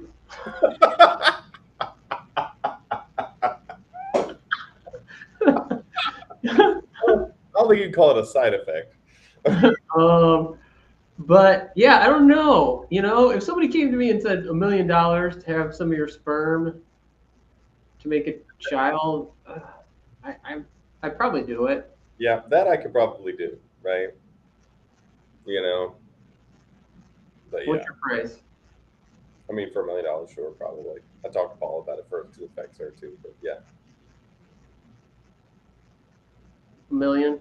That's your price? Yeah. I think $1 million's a good one. Maybe $500,000. I don't know. It depends who the person was at also. If they're like super weird and like crazy, I would be like, I don't know, let's say like 5 or 10 million. I just want to like cover my bases in case I have to like deal with some crazy shit for the rest of my life. Yeah, or if I thought the person was going to do something harmful to the child they created, that would be a very different situation. You know, Yeah, obviously. I mean, I wouldn't do that at all if I thought they'd be harmful. But Yeah. like,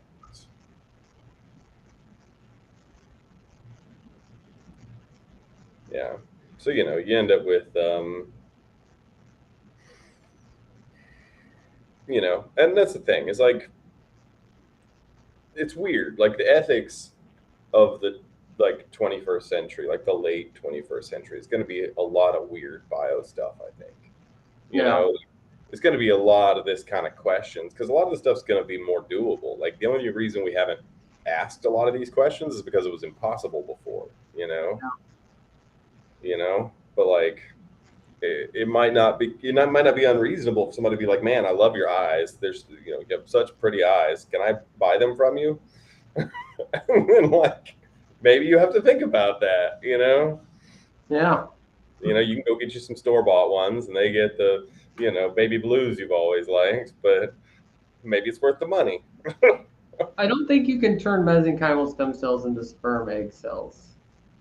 I'm not familiar with the literature. I don't. And even with iPSCs, induced pluripotent stem cells, I think it's really hard to turn them into sperm and egg cells. Like you need some tissue specifically from that. So, no, stem cell kit that we're planning to release, you won't be able to. Generally, there's like 5 specific tissue types, like adipose tissue, like fat, neurons, muscle tissue, bone, and like cartilage and tissue like that. I'm sure there's others, but those are like the major lineages of tissue that you can produce with this. Yeah, and that's the kind of thing that you know the new stem cell kit, we'll probably only have what 2 or 3 different options for like what comes in the kit, but Yeah, people can do whatever they want, but yeah, yeah. you can look at the literature and see what kind of inducers you need and get those and make all kinds of different tissues. But yeah, we're just going to settle on a couple of 3 good options that are like distinct and clear and easy. Yeah.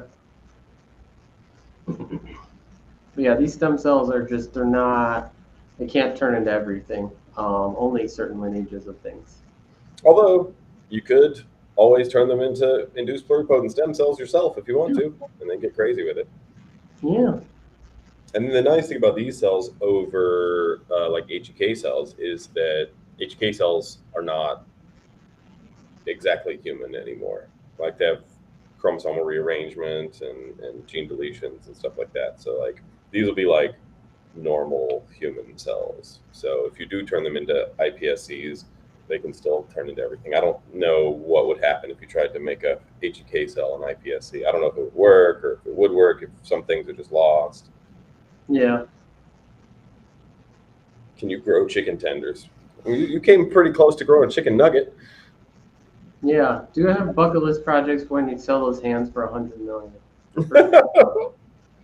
I mean, mostly my bucket list is just to be lazy and do nothing. But But you can't even do anything. You don't have hands anymore. what do you mean?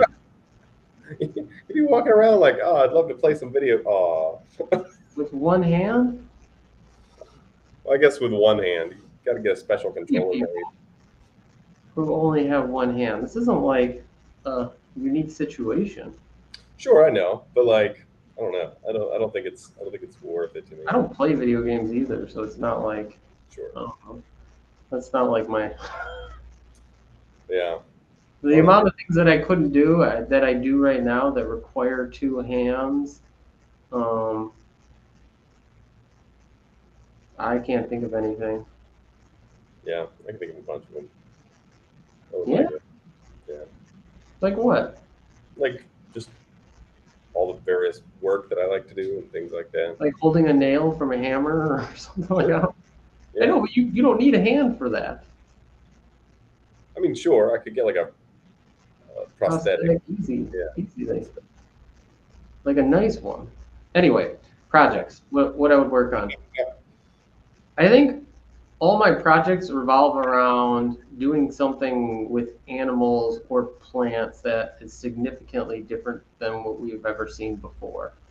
Um, it's like uh, we have so many options with what we see in nature, but people haven't really experimented much in these areas because it's kind of taboo or weird, or people just you can't get grants to do this stuff. So like, literally making an animal that's not like anything anybody's seen before, or a plant that's not like anything anybody's seen before. We always joke about dragons and Pokemon and stuff like that. And that's kind of like an example of the things that I would want to do. Because it's just it's such a visual and visceral experience of biotechnology, um, that I think people would be just blown away by it. Yeah. I would feel like, wow, this is like the future I wanted to live in and see. Totally. Totally. And that's me too. I mean, and like plants, I'm less into. But yeah, like that would be me too. It's like long term, I would love to just be able to like have like just be like an animal designer, just be like Yeah, let's create, genetic designer. you know, and be like, okay, I want this trait and this trait and this trait. So that means I need this gene and this gene and this gene, blah, blah, blah, blah, blah. Put it together, grow it. And then there it is sitting in your lap, the creature that you wanted to be, like, what is that? Like, what is that world? That's the world I'm in. Yeah, for sure. But And, yeah, and, and the craziest part is like, that's not impossible. Like, that doesn't break any laws of physics. It's not like thermodynamically impossible. It's like none of this. It's all just a challenging engineering problem. That's it. yeah, You know? yeah. It's like totally. It's like if you've seen it in the world, it's possible, right? Yeah. Like, can you put wings on a fucking, I don't know, pig? Photo Yeah, drag. Yeah. Yeah. like you can, See, right? we can make real buffalo wings. Hmm. Exactly. Yeah. Yeah. Yeah. And that's the thing is like, um, like you could create, but like animal designers, terrifying concept. I kind of get that, but like that's what dog breeders have been doing since the beginning, right? Like dog breeders are organism designers, right? Like you design the dog that you want to make, and you create that design. You're just using a very primitive process that takes a long time, is difficult to do, and it only has so many options. But if you have better tools, you can make the same genetic changes faster, better, more efficiently over time, and you can design a different kind of organism. So, you know, like that's amazing, right? Yeah. Just I think so. yeah, growing an army of chicken nuggets. Zane is really on the chicken nuggets. But yeah. All right. Our stream is coming to an end. So if you got any last questions before we head off for today, shoot them out now, and we'll get to them. Yeah, making a pig with wings would be a lot easier than making a pig fly. Yeah. I think flying wings are different than flying. Yeah, You know, because flying takes a lot of different complicated things.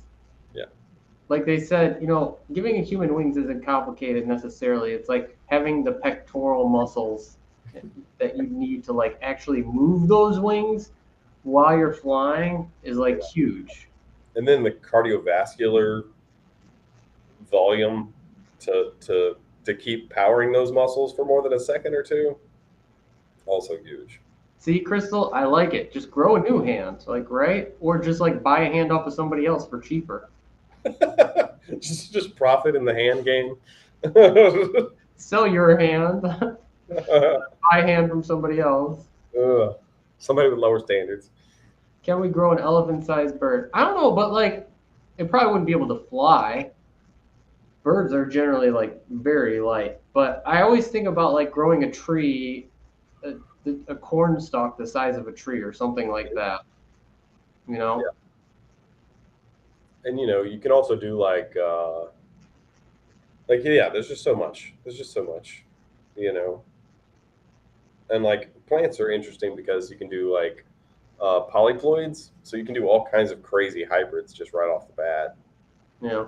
that don't necessarily die or can reproduce with themselves, and so you can get like more than one. Because the problem with like, say you make a dragon, right? Well, you got one. What, like if you wanted to make two dragons, you gotta start again. You can't just breed your dragon to itself. I guess you could make a parthenogenic dragon, just lays eggs. Yeah, hermaphroditic or something that Yeah, there are fertilizes some, there eggs. are some reptiles that do that. I think there's some iguanas that'll do that. Infinite dragons. That's what we need. Yeah, I agree. The new Game of Thrones TV show comes out on Friday, I think, House of Dragons. Oh, is it Friday? Is it this Friday? I think so. Oh, Maybe. nice. Is it? Or is it like, I don't know. Maybe it's not. Yeah, I think it's this Friday. And then I think the Lord of the Rings show comes out like September 1st or 2nd. Yeah, I'm worried about that one. I hope they do a good job. You know, I really anyway, like the rings. I don't want them to screw it up. new Rick and Morty Labor Day weekend. Oh, really? Wow. That'll be fun. Maybe we could screen that during Biohack the Planet. Though I don't think I've seen all the previous episodes. Yeah, You know, yeah. Rick and Morty let me down with the dragon episode. That was not good. really, you didn't like that one? No, It was I like, really funny. I like the vat of acid episode. That's my favorite one. That one was good also. I really liked the dragon. Well, I mean, I just thought the dragon one was really funny. Like crude. Right. Crude is funny. Oh god, I forgot about that one. I'm gonna have to watch it again. Yeah. But yeah, the vat of acid episode was the best. I hope they do more like that. you know, I just like that moment at the very end when he just pans over. There's the vat of acid in the front yard. yeah. Anyway, all right, we're gonna get going. Thanks everybody for coming. Hopefully next week Dario will be here. Yeah. But we had a great time with you. Thanks for all the questions this week. Thanks for hanging out. Next week, same time, 11 a.m. Central Time, same place, wherever you found it, Yeah. Facebook, YouTube, Twitch, Twitter, whatever. Thanks for coming, everybody, and we will see you soon.